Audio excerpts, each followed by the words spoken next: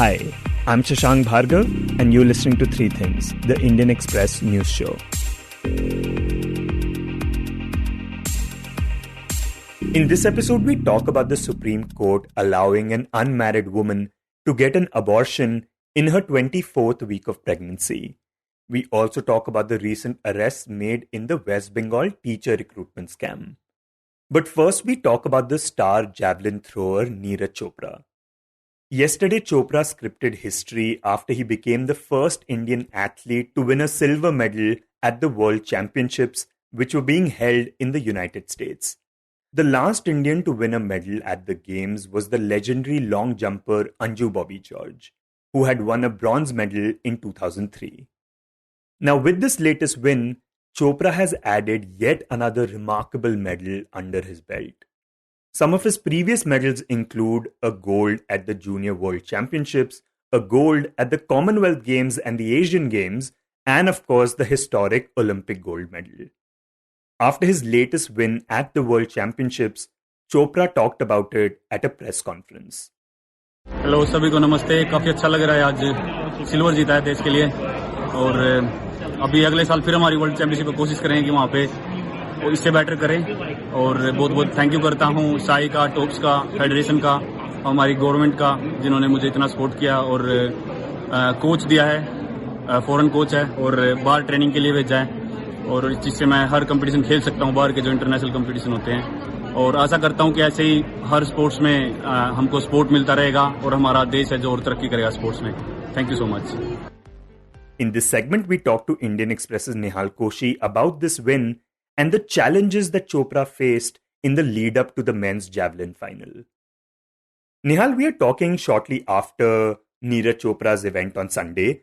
Could you begin by talking about just how big of a deal is it for India to win a medal at the World Championships?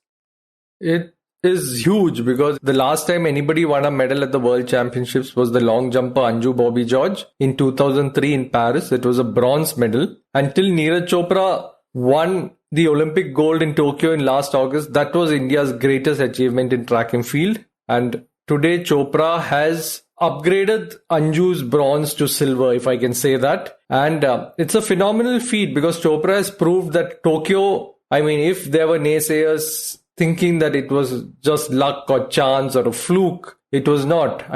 Most people who followed Chopra closely since 2015-16 would know that it was not a fluke. But even for skeptics, he has proven that it was not a flash in the pan. He's a world-class thrower, like we all know. Also, talk about the event itself. People obviously had high expectations from Neeraj Chopra, but in the beginning at least, it seemed like even an Olympic gold medalist like him won't be able to get a medal, right? The thing with today was, for the first time in recent years, he was under pressure. Like at the Olympics, his first throw was good enough for gold. Second throw was better and he led from start to finish.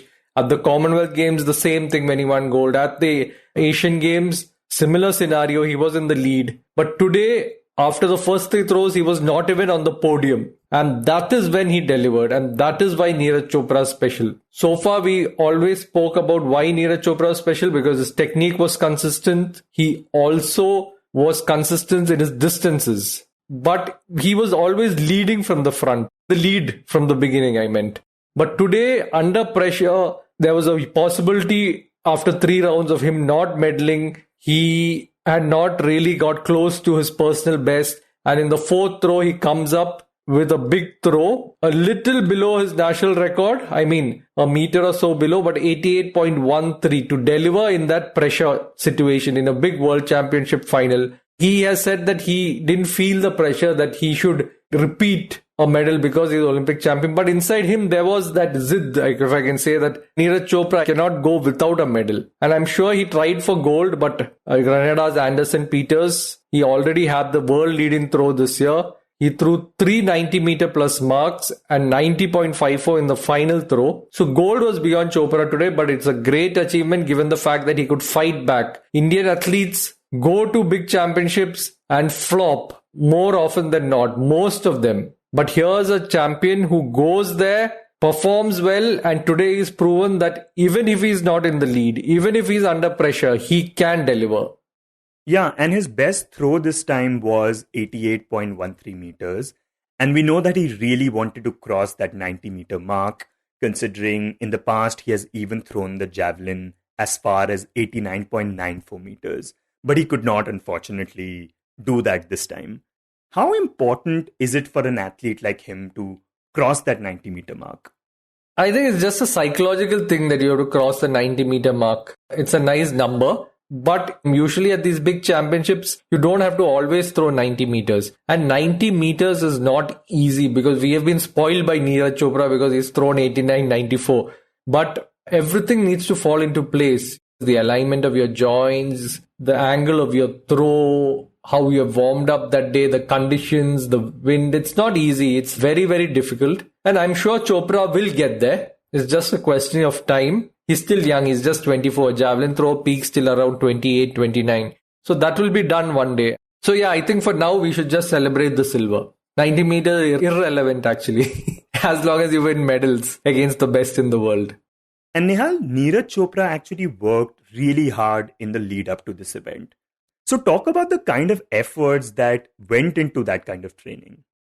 Yeah, so the interesting thing is after the Olympics, given that he was our first track and field gold medalist ever in the Olympics, he lost about 4 months of off season. And to lose 4 months of off season for a world-class athlete is like you start at a huge disadvantage. This was because of the felicitations. Everybody wanted to felicitate him. People wanted to serve meals for him. His diet went for a six. No fault of his. I mean, India had to celebrate, and Neeraj Chopra at that point just couldn't say no because the WHO in India were calling him and he had to be there.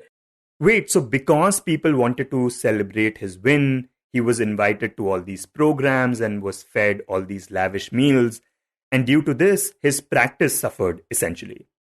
Yeah, practice suffered, and that is something Neeraj Chopra had to live with because how many times are we going to have it was the first time he had won an Olympic gold, and you know how Indians are, they love to celebrate their heroes. And it was a lengthy felicitation process. I mean, it seemed like it would never get over. But I mean, he couldn't say no. And of course, he deserved off time. He was even getting invites for weddings from people he knew. So he wanted to get out of here finally. His tour to US was sanctioned and he flew to Chula Vista along with his coach Klaus Bartonius and his physio Ishan. And once he got there, that is when the challenge began. Neeraj Chopra is a supreme athlete, but you go through 4 months of eating, like which I have been doing for the past 4-5 months, and you put on a lot of weight. So Chopra put on 14 kilos. That's the thing with athletes who work out every day. I'm not one, but I'm just saying world-class athletes, they are used to such high metabolism. I mean, how much of workout that suddenly if you don't eat, it's a big problem. And 14 kilos is a lot for an athlete like him, right?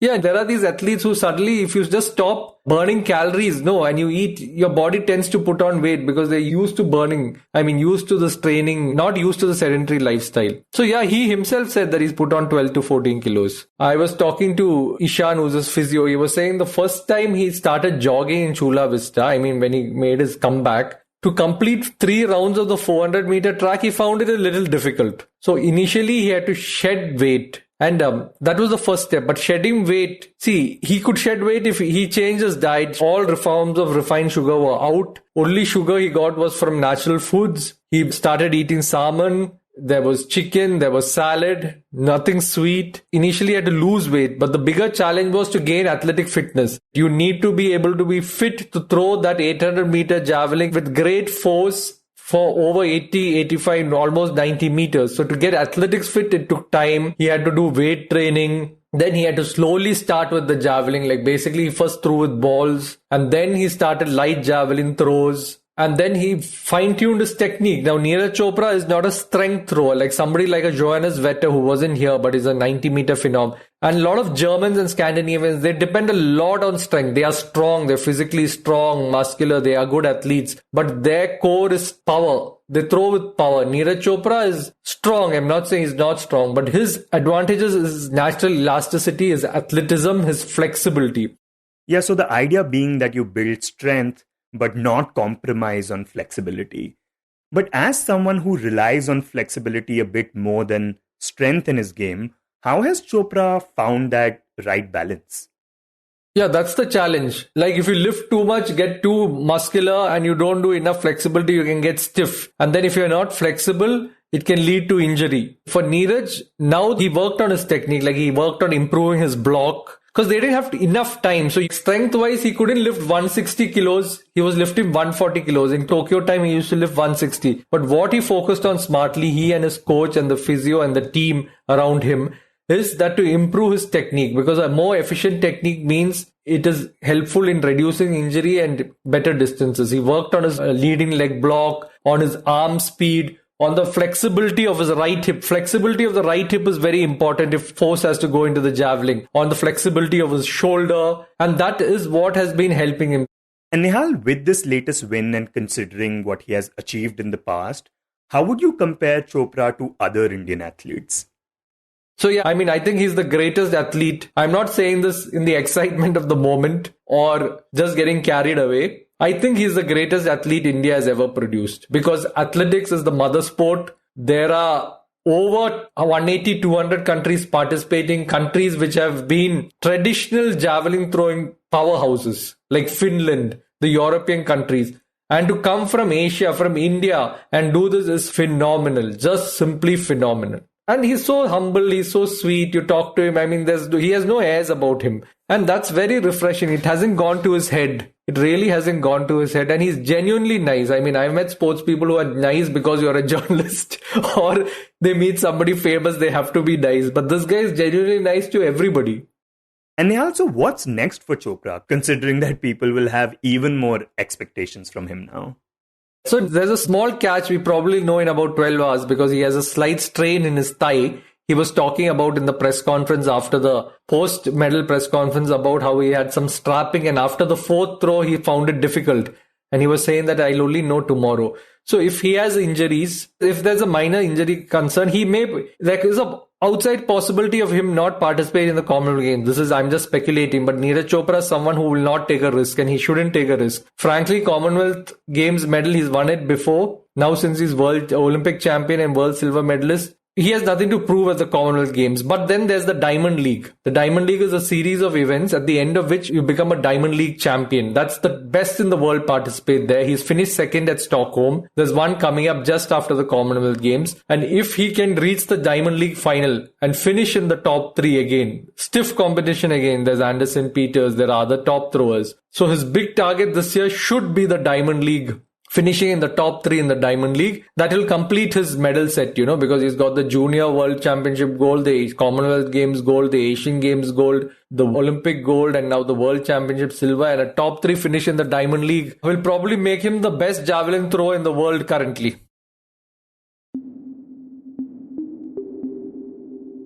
And next we talk about the abortion laws in India. Last week, the Supreme Court allowed an unmarried woman who was 24 weeks into her pregnancy to get an abortion. And this was a big deal because India's abortion laws restrict women in her position to get an abortion. In fact, according to the Medical Termination of Pregnancy Rules or MTP rules, only certain categories of women are allowed termination between 20 to 24 weeks, and that too only under certain circumstances. This is the reason why when she had approached the Delhi High Court, her plea was rejected. And so she approached the Supreme Court, where she challenged the existing law. According to Indian Express's Apurva Vishwanath, the case raised important questions about framework of reproductive rights and recognizing female autonomy and agency in India.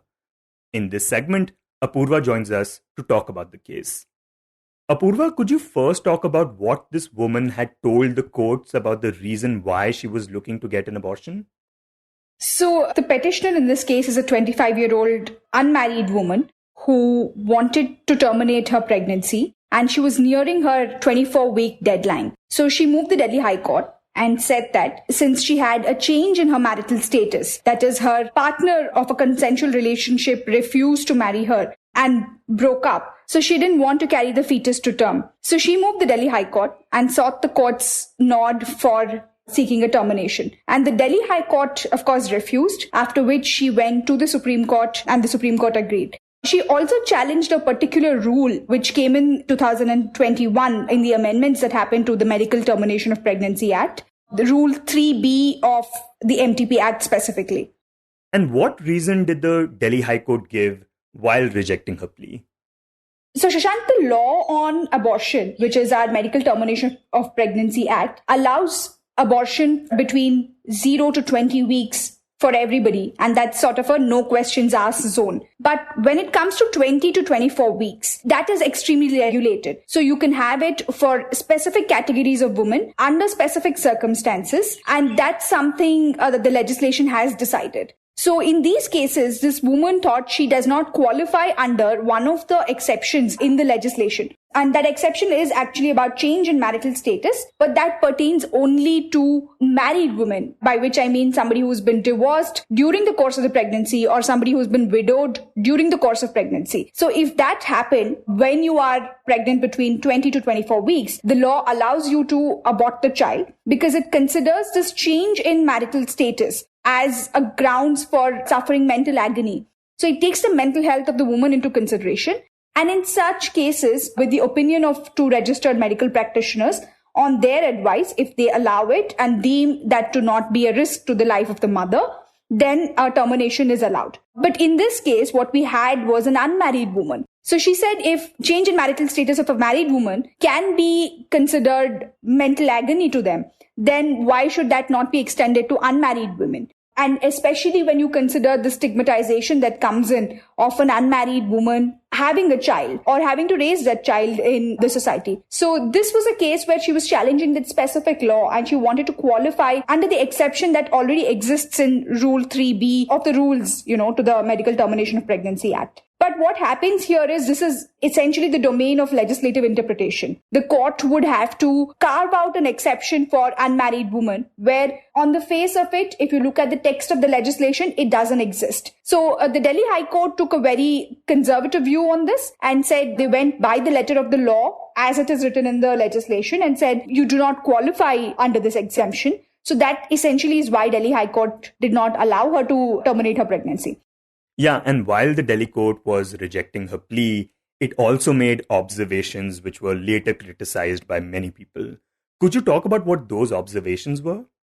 So we had a bench of the Chief Justice of the Delhi High Court, Satish Sharma, and Justice Subramaniam Prasad, who were hearing this case. And in the course of the hearing, the bench made certain observations which said that allowing termination at this stage would virtually amount to killing the child. And they also said that if the woman has carried the pregnancy for about 20 weeks, so what harm could it possibly do to carry it to term? And the court also sort of suggested that the woman could consider giving up the child for adoption instead of terminating it at this stage. So all of these observations in court are not uncommon. We've seen courts say this in similar abortion cases, but these also hit at the heart of the right of an unmarried woman. Imagine having to move a court and put out your whole life in a petition, talking about who you were in a relationship with, what were the terms of that relationship, how it changed, and how carrying this pregnancy is going to stigmatize you for the rest of the life, and still having a group of men, even if they are the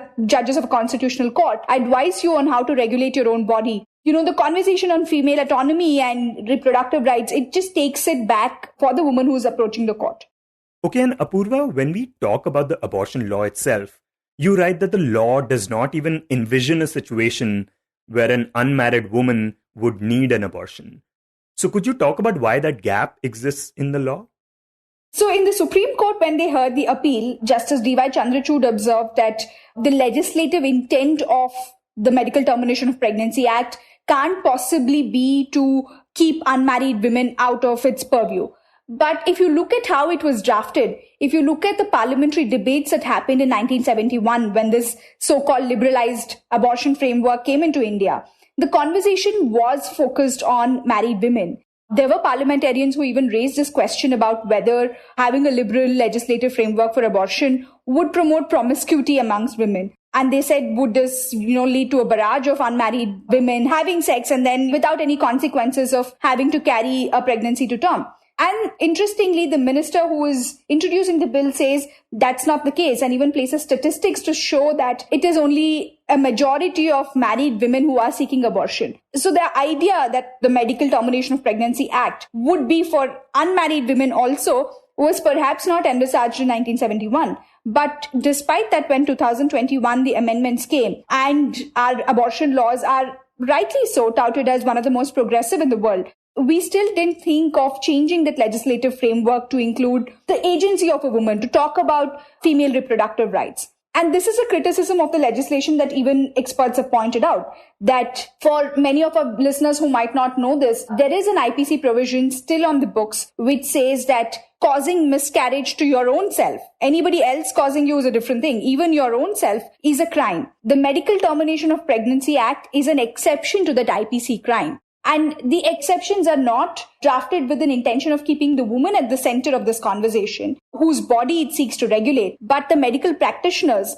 giving them do's and don'ts. So it basically provides legal immunity to a medical practitioner for causing a miscarriage, if you can put it that way, that the IPC provision criminalizes. We've done away with such laws, say in the context of attempt to commit suicide, but we've still not come to terms with the law on abortion. So if you don't emphatically recognize that the right to seek abortion or the right to access termination is a fundamental right for a woman, is part of her bodily integrity, is part of her right to life and personal liberty, it continues to be looked at, as the Delhi High Court put it, akin to killing the child. So these are things that will not go away until that legislative intent is cleared.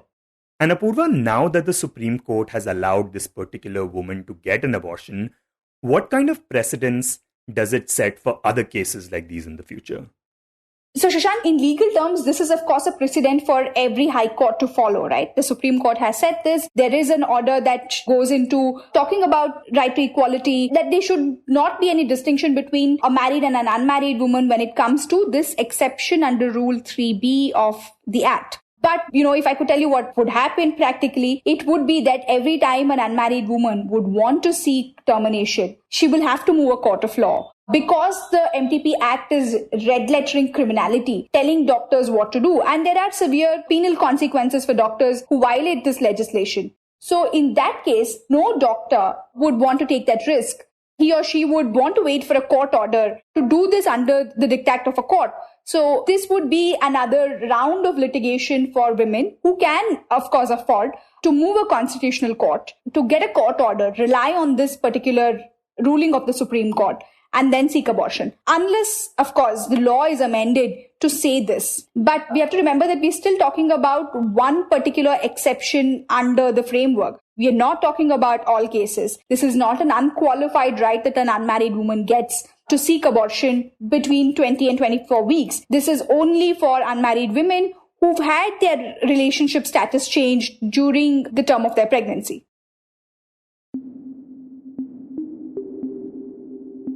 And in the end, we talk about the latest developments in the West Bengal school recruitment scam investigation. Back in 2019, a series of petitions were filed in the Calcutta High Court, which alleged that there were serious irregularities in the way teachers who were recruited through the School Service Commission were eventually appointed. These petitions alleged that people who received good marks were not appointed later, and that many teachers were actually appointed in exchange for huge sums of money. Earlier, the Calcutta High Court had asked the CBI to look into the matter, and currently even the Enforcement Directorate, that is the ED, is investigating the money laundering aspect of the case because, according to allegations, crores of rupees were exchanged to appoint teachers. Now on Saturday, the ED arrested West Bengal Industry and Commerce Minister Partha Chatterjee and his close aide associate Arpita Mukherjee. In this segment, we speak to Indian Express's Sweety Kumari about these latest developments. So, ED made its first arrest on Saturday. Partha Chatterjee is the current State Commerce and Industry Minister and former State Education Minister. Here, I would also like to say that Chatterjee also holds the post of Secretary General of Trinamool Congress. We know TMC is the ruling party of Bengal. His close aide Arpita Mukherjee was also arrested. Apart from these two, there are few more people who are under agency's scanner, and agency is saying that there will be more arrests in the coming week. And Sweety, ED in this regard also conducted a number of raids in West Bengal. Could you talk about these raids and what they have revealed so far? Since Friday, very early morning, ED team started raiding and searching residences. They conducted a raid at least 14 locations, few of which belong to Partha Chatterjee, which I have already said that he is currently a minister and holds portfolio of industries and commerce. Now, Paresh C. Adhikari, Minister of State for Education, Manik Bhattacharya, who is also Trinamool Congress MLA, ex-president of the West Bengal Board of Primary Education. Arpita Mukherjee, close associate of Partha Chatterjee's, his OSD, P.K. Bandyopadhyay, his personal secretary, Sukanto Acharya's houses were raided. And though ED has not shared any seizure list officially, what we have come to know through our sources are that they recovered 21 crore 20 lakh unaccounted cash from Arpita Mukherjee's house, which is located in Diamond City, south of Kolkata. Apart from foreign currencies, ornaments, paper relating to properties in Kolkata suburbs were seized from her apartments. The cash that ED found were in denomination of rupees 2,000 and 500 notes, which were logged, like our sources were saying that these cash were logged inside wardrobes, room in the apartments. Apart from that, ED also found number of cell phones which were packed, not opened. ED is saying that they have found important incriminating documents indicating links and establishing financial transaction between the two, Partha Chatterjee and Arpita Mukherjee. The cash seized at Mukherjee's residence is suspected to be proceeds of crime, and we are still waiting for ED to issue an official statement on this. And we all have seen, these videos have gone viral on internet and television. And we have written a lot about that, how trunks were brought in to carry out the cash and other items. Like people from other areas had basically, gathered to get a glimpse of how trunks were brought in to carry out the cash which were found in her residence. 20 crore का cash बरामद किया गया है उनके घर से। ये बड़ी खबर इस वक्त की आपको बता रहे बंगाल में 20 करोड़ रुपए कैश घर से बरामद किए गए हैं अर्पिता मुखर्जी के। बीजेपी का दावा है कि बरामद 20 करोड़ कैश जो रकम है वो तो कुछ भी नहीं है, अभी बहुत कुछ सामने आना बाकी है।